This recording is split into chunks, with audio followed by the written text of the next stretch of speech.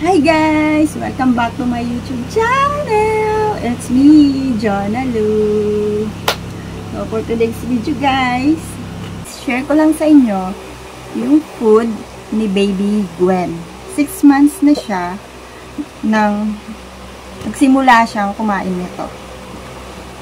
Una, ito, Nutridel. Ang flavor niya, sweet potato, carrots, and green beans. Ayan siya. No added sugar siya, no salt, no preservatives, no artificial colors. Ito naman, ang flavor niya, carrots and squash.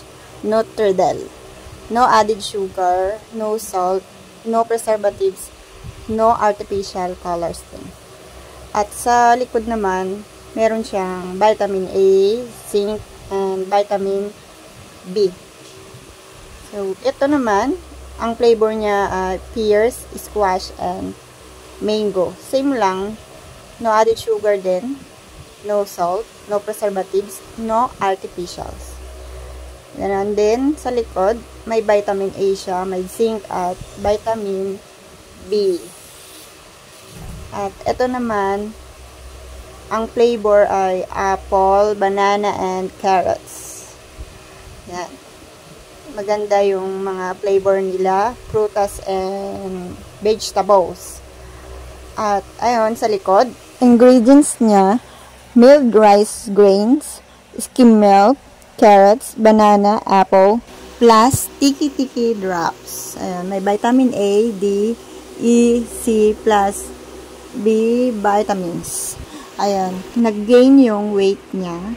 Iyang si Baby Ariana. Pero mas maganda pa rin kung recommended ng pija or doctor. Magpa-check up tayo sa doctor kung ano ang hiyang na vitamins kay baby. Easy to serve siya guys. Ayan.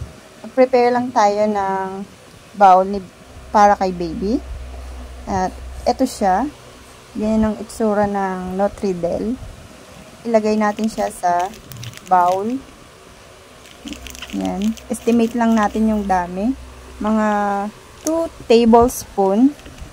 Kasya na siya. Pwede na siyang at marami na siya guys. Ayan. Then, estimate nyo lang yung hot water na ilalagay nyo sa Nutridel. Ayan. Nakita nyo, nag-color white yung spoon. It means, mainit pa yung food ni baby. Hot pa yan guys. So, mix natin. Yan. Hanggang sa matunaw yung namumuo na Nutridel. Ayan, nakikita nyo na white color yung spoon. It means, hot pa yung food ni baby. Mainit pa siya.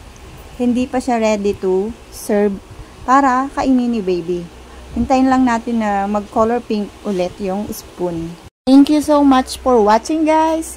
Please subscribe to my YouTube channel and like and comments to my